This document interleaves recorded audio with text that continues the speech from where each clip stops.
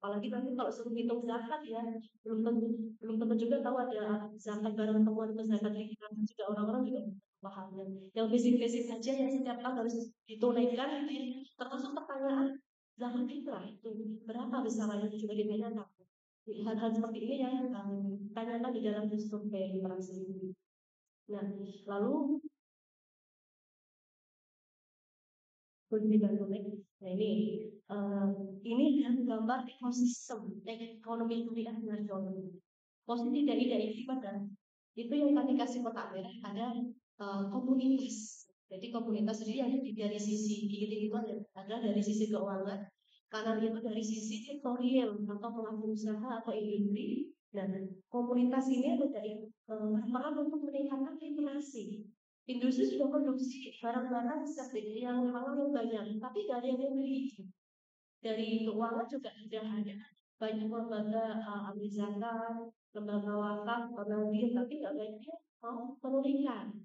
Dari keuangan yang komersil sudah banyak perbankan dan sebagainya pasar modal, tapi nggak ada masyarakat yang mau menggunakan. Nah ini harus ada timbal balik yang seimbang gitu ya antara sisi supply dan sisi demand, sisi penawaran ya, sisi produksinya dan dari sisi permintaannya agar bagaimana masyarakat awalnya kita harapkan mendapatkan literasi setelah itu bisa mengubah perilaku konsumsi dari masyarakat untuk menggunakan produk halal.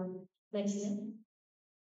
Nah ini peran hidayah ini kami harapkan juga mendorong mengenai implementasi gaya hidup halal karena sebenarnya tujuan gaya hidup halal itu adalah atau ada tahun itu. Kemarin beberapa waktu yang lalu kami dapat pesan dari waktu lagi edukasi kayak gini juga ada salah satu peserta dari BPOM.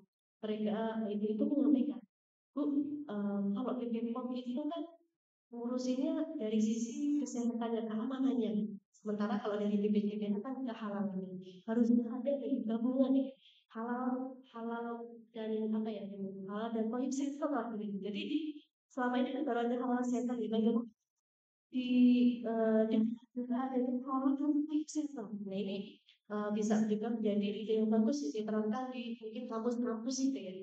Tujuan akhirnya adalah bagaimana meningkatkan kualitas hidup manusia. Next ya. Nah ini 3 dimensi kehalalan yang perlu diperhatikan. Ada 3. Yang pertama dari sisi produk, yang kedua dari sisi perilaku, dan yang ketiga dari sisi sumber pembiayaan. Dari sisi produk sudah jelas Bapak Ibu ya. Untuk sebab haram itu ada 3 haram secara zatnya atau dilihat ada yang sudah ada dalilnya ya di koma ya pornografi termasuk narkotika, lalu haram selain karena zatnya tidak ada hiburan atau karena ada kedoliman ya misalnya korupsi dan sebagainya gitu ya. Lalu tidak sah, tidak memenuhi rukun atau ada akad yang akan bersyarat dan seperti itu juga masuk ke penyebab produk itu tidak halal. Lalu aspek kedua adalah perilaku. Perilaku ini bisa karena tadlis ya kecurangan, ihtikar atau rekayasa penawaran atau bahasa ini yang menimbun ya. Orang mau lebaran biasanya juga barang-barang naik. Padahal kalau kita puasa kan logikanya konsumsi kita turun ya. Tadinya makan 3 kali jadi 2 kali saja. Gitu. Tapi kenapa harga barang-barang naik ya? Salah satunya karena adanya oknum yang melakukan tindakan ihtikar atau penimbunan ini sehingga banyak masyarakat yang butuh barangnya ditimbun ketika harganya lebih tua. Nah, ini jelas-jelas dilarang dalam Islam.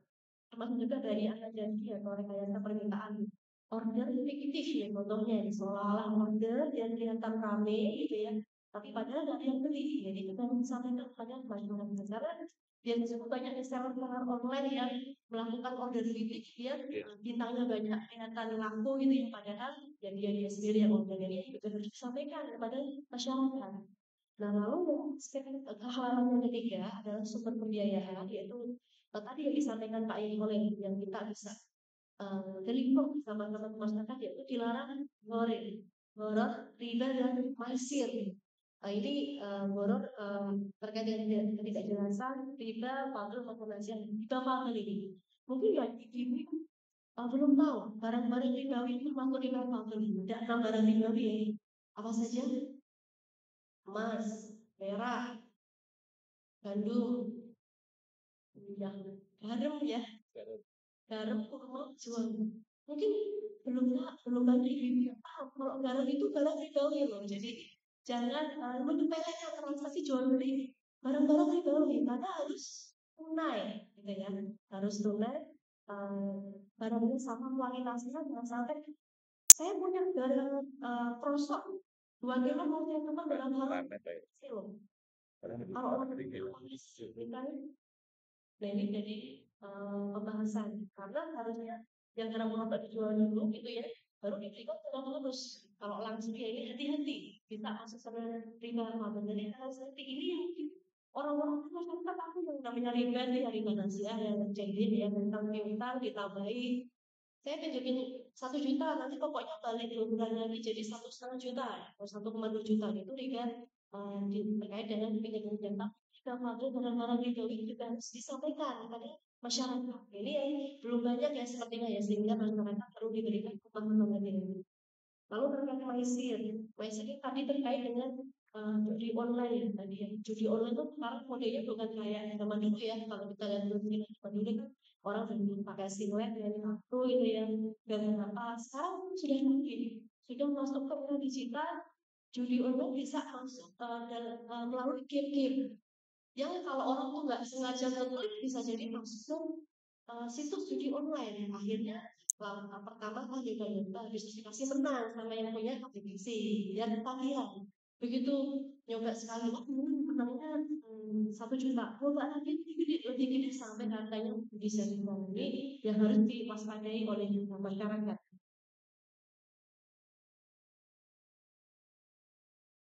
Nextnya, nah ini catatan kayak halal. Jadi Bapak Ibu, ini adalah aspek-aspek yang bisa dikupas dalam materi dakwah sehari-hari. Ada kurang lebih 7 aspek kayak hidup halal atau sektor yang bisa kita deliver pada masyarakat. Yang pertama adalah mengenai konsumsi makanan minuman halal, lalu modus fashion, pariwisata ramah musim, lalu keuangan pekerja dan sosial syariah, konsumsi obat-obatan dan vitamin halal, konsumsi kosmetik halal, serta media dan hiburan halal. Ini luas sekali cakupannya. Jadi kalau jadi materi dakwah setahun juga nggak akan habis gitu ya. Bisa dikupas disesuaikan dengan kondisi yang relevan di masyarakat. Kita ambil contoh misalnya nextnya makanan minuman halal ini halal food itu harus terpenuhi 3 aspek, itu halal secara zatian, halal cara memperolehnya, halal dalam prosesnya ya. Jadi jangan sampai yang penting tulisan nomor nolak gitu ya. Udah langsung tapi nggak ada sertifikat halal, PG, padahal itu terpenuhi 1 aspek halal secara zatian gitu. Bisa jadi prosesnya kontaminasi. Nah ini juga harus disampaikan kepada masyarakat. Kami kemarin dapat hasil surveinya Pak Ismail ini salah satu pakar consumer behavior, pasar marketing lah, pasar pemasaran yang selalu survei untuk pasar masyarakat muslim. Jadi persepsi orang itu ketika sudah ada tulisan nomor nolak itu yang tidak yakin katanya, sudah yakin itu halal, padahal belum ada sertifikatnya. Lalu ada juga yang tidak tidak peduli artis. Nah ini harus diperhatikan. Kita harus menyampaikan didik kepada masyarakat biarkan kayak anak-anak beli jajan. Bu mau beli jajan ini coba cek dulu ada sertifikat halalnya enggak, karena kan kita nggak punya kemampuan yang memastikan yang masuk dalam tubuh anak kita itu halal apa enggak itu ya. Jadi ya sesuai kita percaya dengan sertifikat halal yang sudah diterbitkan oleh lembaga yang berwenang. Nextnya, nah ini contoh titik kritis makanan dan minuman. Ada kandungan babi dan macam-macam ya. Babi itu turunannya sampai 4 jadi Bapak Ibu yang sofi itu juga bisa. Jadi harus hati-hati, termasuk kandungan alkohol pada makanan roti mengandung burung gitu ya. Anciu tukang nasi goreng biasanya masih banyak tukang nasi goreng di pinggir jalan. Enggak apa-apa tapi enggak ya minyaknya pakai mirin gitu, alkohol nggak tahu gitu. Pokoknya di bumbu yang bikin gurih gitu. Taunya ternyata itu haram, jadi harus disampaikan juga kepada masyarakat. Nextnya, nah ini kewajiban sertifikasi halal. Nanti siang ada narasumber yang lebih berkompeten dari BPJPH.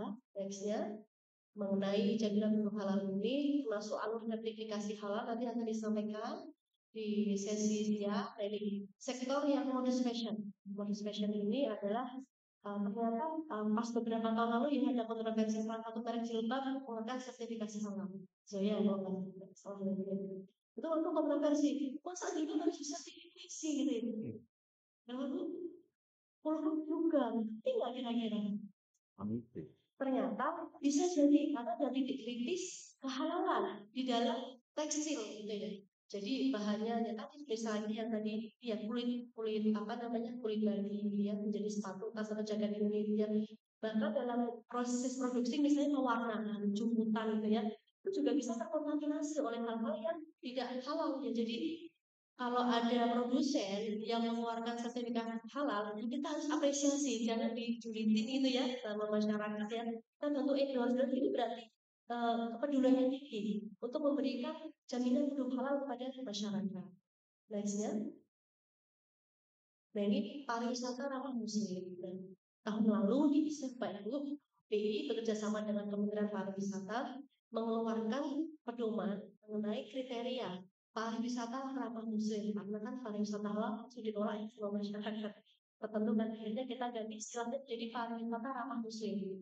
Pariwisata ramah muslim ini bukan berarti hanya boleh untuk pengunjung yang muslim saja, terus turis yang mengunjung ditolak sih. Seperti itu konsepnya. Tapi ini memang ada 3 kriteria yang harus dipenuhi untuk bisa diadopsi oleh pelaku-pelaku pariwisata yang di Indonesia. Pertama adalah tempat wisata harus menyediakan makanan minuman halal.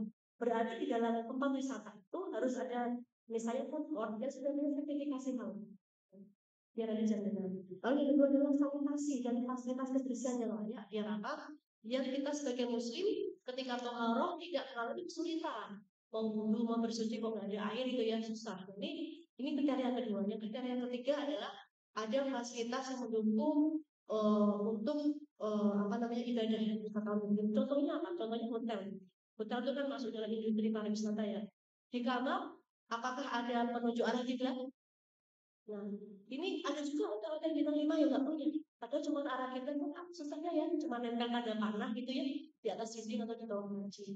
Kalau yang sudah bagus biasanya, dan juga yang hotel Syamil itu ada musola yang wangi gitu ya. Terus juga ada apa namanya jajanan sejadah, gitu ya, kalau kapan sholat Al-Quran disediakan. Nah, ini paling enggak ini akan memberikan kenyamanan.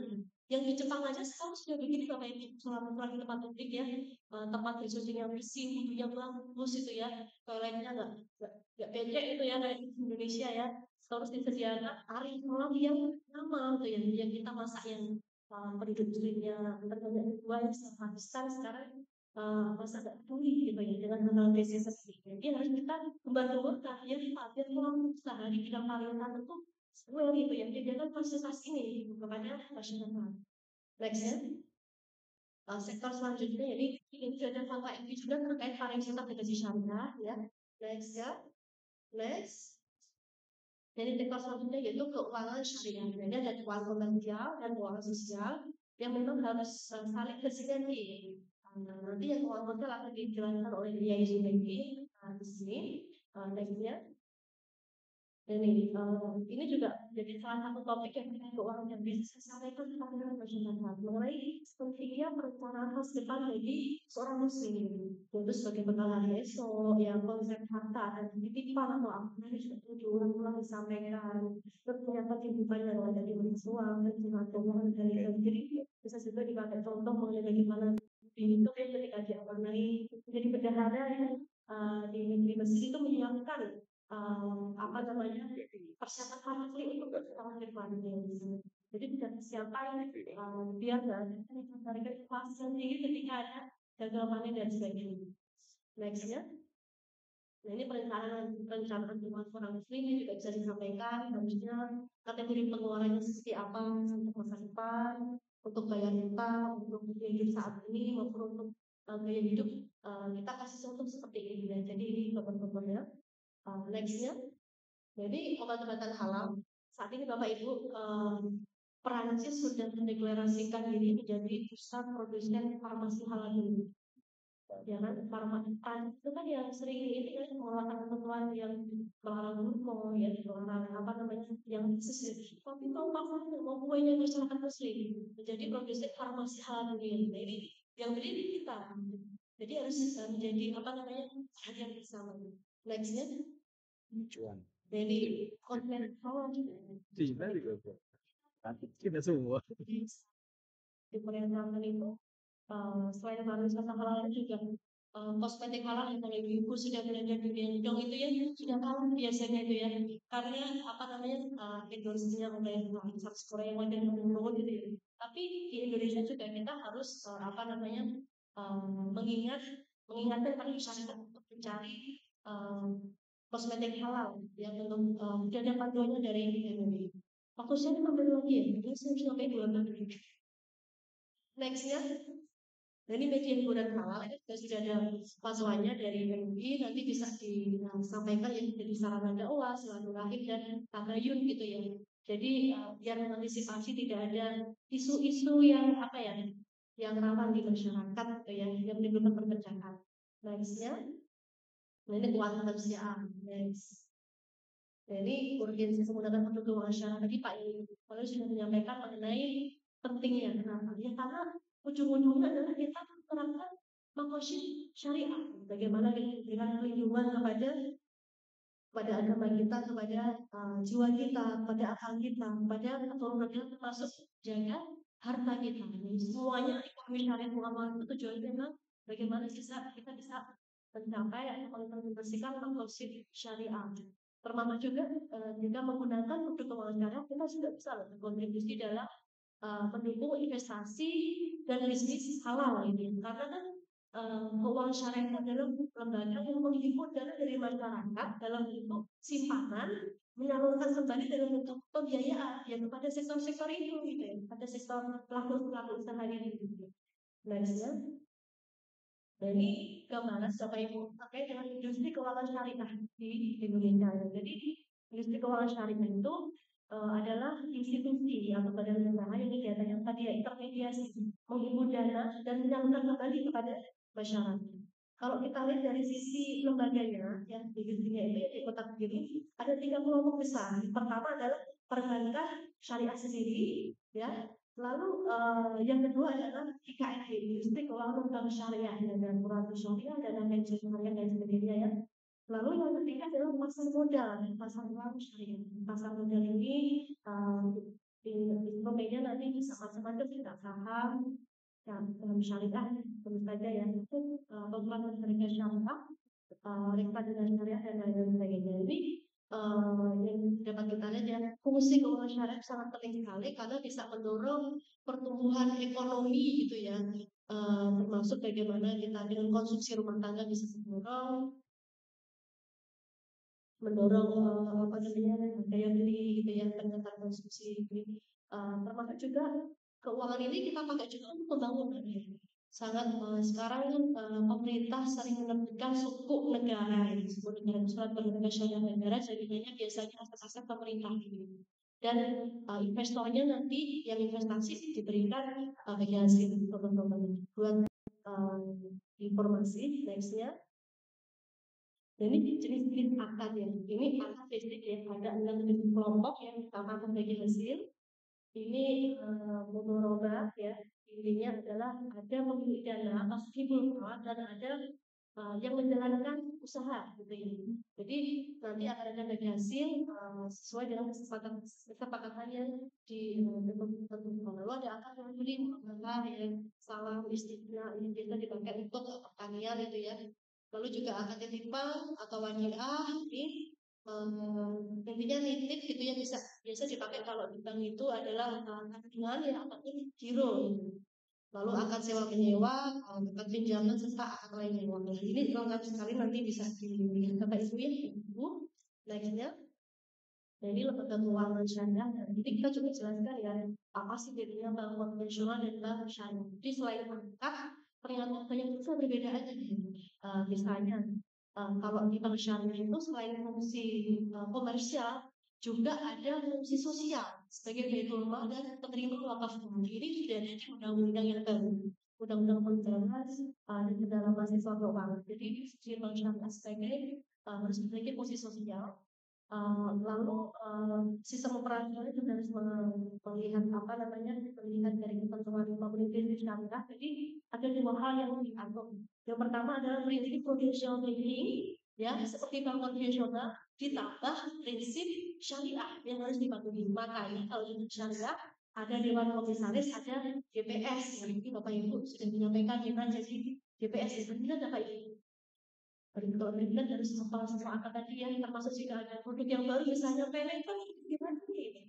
Ini harus tahu nih apa namanya seperti apa nanti implementasinya di bank. Jadi biar memberikan jaminan kehalalan kepada nasabahnya. Nah, ini produk-produknya, produk pembiayaan maupun pendanaan ya, pembiayaan dari modal kerja, investasi, pembiayaan negara ya.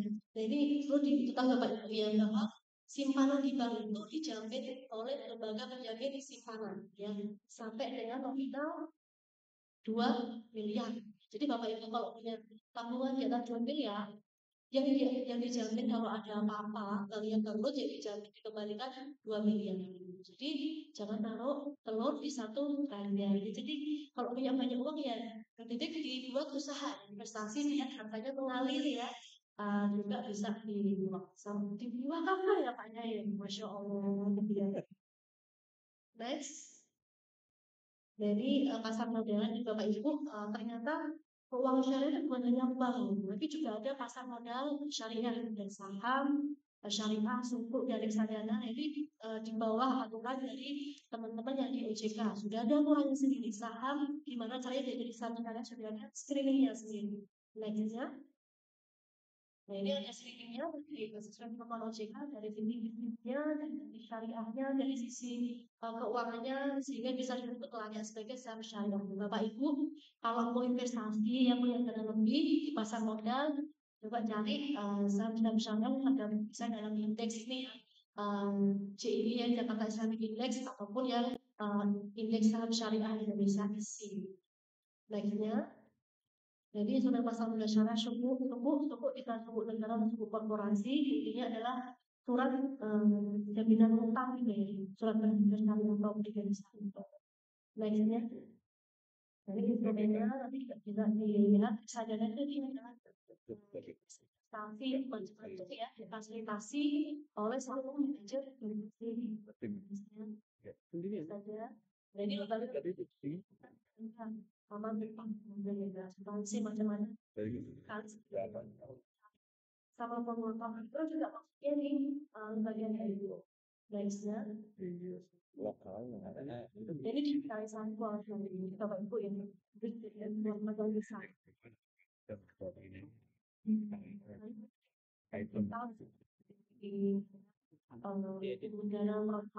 ya, tapi yang terus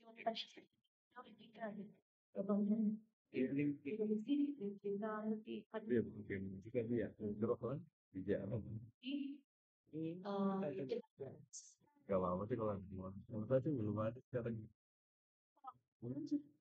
kita sama nama ibu kandung itu bisa jadi dia harus hati-hati. Jadi jangan gampang menyebar data pribadi karena ini akan rawan disalahgunakan apalagi untuk di sektor keuangan yang berbasis digital sekarang.